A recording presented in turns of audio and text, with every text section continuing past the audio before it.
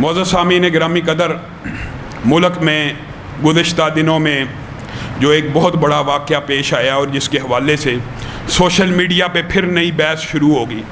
ایک عرصے سے یہ معاملات وطن عزیز میں ہوتے چلے آ رہے ہیں اور اس حوالے سے اللہ رب العزت کا فرمان واضح ہے، ملعونین اینما ثقفوا اخذوا وقتلوا تقتیلا۔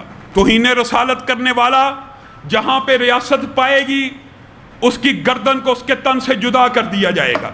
جہاں بھی اسلامی قانون ہوگا، اسلامی سزا ہوگی، اسلامی ریاست ہوگی، توہین رسالت کرنے والے کی سزائے موت ہوگی۔ اس بارے کے اوپر امت کا اجماع ہے، اس بارے میں امت کا اتفاق موجود ہے کہ اعلانیہ توہین رسالت کرنے والا جس کے گواہ موجود ہوں اس کو قتل کیا جائے گا۔ یہ قانون تو موجود ہے پاکستان کے اندر بھی، 70 برس بیت چکے ہیں۔ ایک قانون کے مطابق موجود ہونے کے بعد ایک بھی ملزم اگر اس قانون کے تحت کافر کردار کو نہیں پہنچتا تو کیا ہم یہ سوال اٹھانے کے اوپر حق بجانب نہیں ہے یہ قانون بنایا کس لیے گیا؟ اگر اس کے ذریعے ملزموں کو کافر کردار تک نہیں پہنچانا، ہمارا تو مقدمہ یہی ہے کہ قانون بنایا اس لیے جاتا ہے کہ معاشرے میں امن ہو۔ تحفظ بنیاد اسلام بنایا اس لیے گیا ہے کہ ملک میں فرقہ واریت ختم ہو، پھیلانے کے لیے نہیں ہے۔ جب آپ ایک دوسرے کے مقدسات کی توہین نہیں کریں گے، فرقہ واریت ختم۔ ہمارے معاشرے کے اندر طاہر نامی ایک شخص نے اعلانیہ 6 سال قبل بھی، آپ کو وہ سارے واقعے کا پتہ ہوگا، اس نے پہلے نبوت کا دعویٰ کیا، مہدویت کا دعویٰ کیا، مسیح موعود ہونے کا دعویٰ کیا، ذلی بروزی نبی مرزا غلام احمد قادیانی کی طرز کے اوپر۔ پھر اس علاقے کے مفتی نے اس کو قتل سے بچانے کے لیے اس کی اصلاح کی، اس کی تبلیغ کی، اس نے توبہ کی، اعلانیہ آ کے اس نے کلمہ پڑھا، مسلمان ہو گیا۔ یہ 6 سال پرانا واقعہ ہے۔ اس ویڈیو کے اندر بھی جو لڑکا ویڈیو بنا رہا ہے جس کو آج غازی خالد کے نام سے پہچانا جاتا ہے، وہی لڑکا ویڈیو بنا رہا ہے 6 سال قبل بھی۔ اس کا اصل نام بعد نے کہا فیصل ہے۔ بہرحال ہوا کیا، اس بندے کے بارے میں دوبارہ 6 سال پہلے کلمہ پڑھ لیا، پھر فطور آیا، پھر شیطان آیا، پھر نبوت کا دعویٰ کیا۔ اور نبوت کا دعویٰ گھر میں بیٹھ کے نہیں کیا، ویڈیو موجود ہے، نیٹ کے اوپر موجود ہے، میں نے اپنی آئی ڈی سے بھی شیئر کی ہوئی ہے۔ کہہ رہا میرا اللہ کے ساتھ جو تعلق قائم ہوا، میں نبی بن گیا، ذلی بروزی بن گیا۔ اس کے بعد وہی دعوے جو پہلے کیے تھے، وہی دعوے۔ مرزا غلام احمد قادیانی کے اوپر بھی ایمان لاتا ہوں، رسول اللہ کی ختم نبوت کا انکار کرتا ہوں، میں ہی مجدد ہوں، میں ہی مہدی ہوں، میں ہی مسیح موعود ہوں۔ آپ بتائیے، اسلامی ریاست ہو، آئین اسلامی ہو، ملک نظریاتی ہو، ملک کا آئین قرآن و سنت کو سپریم لا کہتا ہو، اس ملک کے اندر مدعی نبوت یعنی نبوت کا دعویٰ کرنے والا نبی کریم صلی اللہ علیہ وسلم کے بعد کوئی شخص نبوت کا دعویٰ کرے تو ملک کا قانون حرکت میں نہیں آنا چاہیے؟ بتائیے، آنا چاہیے کہ نہیں؟ آنا چاہیے۔ اس ملک کے اندر چیف جسٹس کی توہین ہو تو ملک کا قانون توہین عدالت کا حرکت میں آتا ہے کہ نہیں؟ آتا ہے، آنا بھی چاہیے۔ مادر پدر آزادی کسی معاشرے میں متحمل نہیں ہوتی۔ ملک کے خلاف، حالت جنگ میں فوج کے خلاف گفتگو اور انتشار پھیلایا جا رہا ہو، غداری کا مقدمہ حرکت میں آتا ہے کہ نہیں؟ آنا چاہیے اور آتا بھی ہے۔ آپ اور میں آج عدالت کی توہین کریں، قانون حرکت میں آ جائے گا۔ آپ اور میں ملک کے خلاف، آرمی کے خلاف، اداروں کے خلاف بات کریں، قانون حرکت میں آ جائے گا اور آنا بھی چاہیے۔ لیکن کوئی بندہ خود کو نبی کہہ دے، رسول کہہ دے، یہ ملک جس نبی کے نام پہ بنا، جس کلمے کی بنیاد پہ بنا، اس کی بنیاد کے اوپر کوئی حملہ کر دے اور جج صاحب 2 سال 2.5 سال مقدمے کو تریحوں پہ تریحیں دیتے رہیں کہ کوئی ملک باہر سے آئے اور اس کو اٹھا کے لے جائے، سیف پیسیج دے دیا جائے اور ریاست اس کا وہ کام سر انجام ریاست کرنے سے قاصر ہو۔ مدعی نبوت کی کیا سزا ہے اسلام میں؟ جو مسیلمہ کذاب کو ملی، جو اسود انسی کو ملی، اسلام میں اس کی سزا واضح ہے۔ تو انہیں رسالت کرنے والے کی، مدعی نبوت کی کرنے والے کی، دعوی نبوت کرنے والے کی۔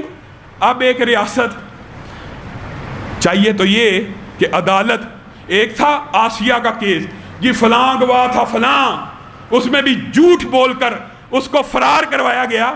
اس میں تو گواہی کی ضرورت نہیں, اس میں تو ویڈیو موجود ہے. اس کیس کو اتنا لمبا کیوں کیا گیا؟ تاکہ ایک گادی پھر پیدا ہو. اس لیے لمبا کرتے ہیں یہ بدبخت, تاکہ مولویوں کے اوپر یہ الزام لگا سکیں. خود لمبا کرتے ہیں. مجھے بتائیے, آج میں کھل کے آپ کے سامنے یہ بات رکھتا ہوں, قانون ہاتھ میں نہیں لینا چاہیے, قانون ہاتھ میں نہیں لینا چاہیے. اور قانون ہاتھ میں لینا یہ خلاف اسلام بھی ہے, خلاف شریعت بھی ہے. یہ تو میں آپ کو ایک فقہی مسئلہ بیان کر رہا ہوں. اور اگر کوئی بندہ قانون ہاتھ میں لے کر کسی توہین رسالت یا مدعی نبوت کو قتل کر دیتا ہے, اس کا شریعت میں اور فقہ میں کیا حکم ہے یہ بھی سمجھ لیجئے, اچھی طرح سمجھ لیجئے. کہ اگر وہ بندہ جس نے توہین رسالت کے ملزم کو قتل کیا ہو یا مدعی نبوت کو قتل کیا ہو, وہ ریاست کی عدالت میں پیش ہوگا. اور اگر وہ یہ ثابت کرنے میں ناکام ہو جائے کہ اس نے توہین رسالت کی تھی یا مدعی نبوت کا دعویٰ کیا تھا, اگر یہ ناکام ہو جائے اس کو بدلے میں قتل کر دیا جائے گا. یہ اسلامی شریعت اور فقہ کا اصول ہے. اگر ناکام ہو جائے, اور اگر کامیاب ہو جائے کہ اس نے توہین رسالت کی تھی, اس نے نبوت کا دعویٰ کیا تھا, تو اسلامی شریعت میں پھر اس بدبخت خون کے بدلے میں کسی بندہ مومن اور مسلم کا قصاصاً قتل کرنا حرام ہے. پھر کیا ہوگا؟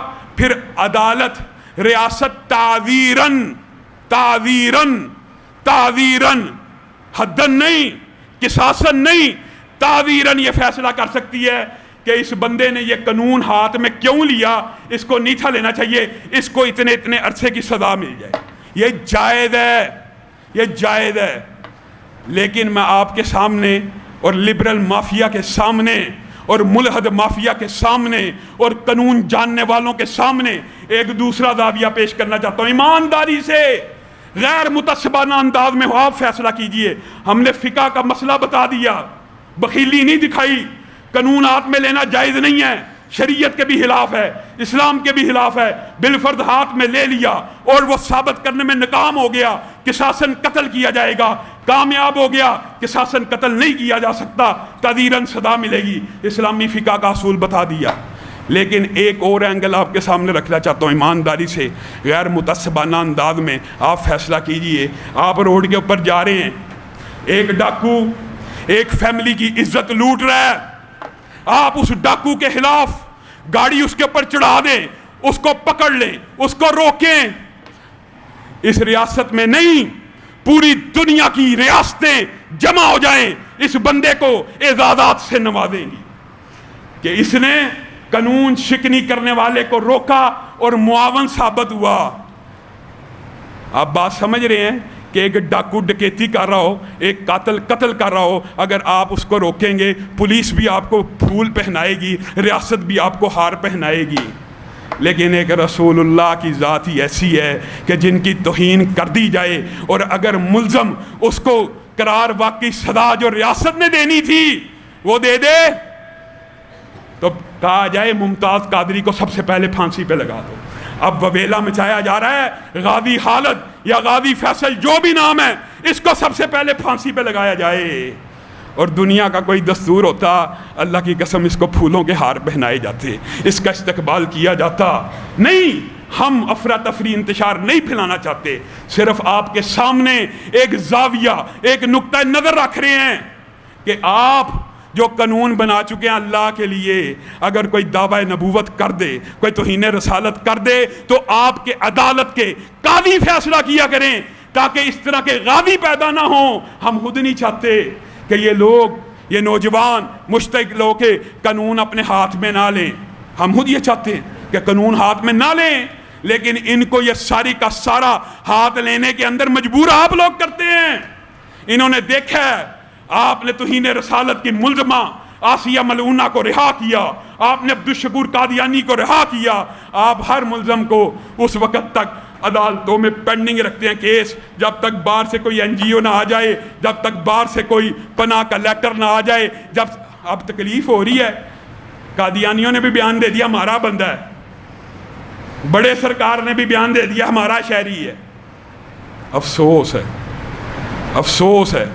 میں آپ کے سامنے یہ بات رکھنا چاہتا ہوں کہ ہمارا نقطہ نظر پھر وہی ہونا چاہیے کہ بندے کو قانون ہاتھ میں نہیں لینا چاہیے، لیکن یہ بندہ اگر اس کو توہین رسالت کا اور مدعی نبوت ثابت کر دے جو ثابت ہو چکا ہے، پھر اس کو قصاصاً قتل نہیں کیا جا سکتا۔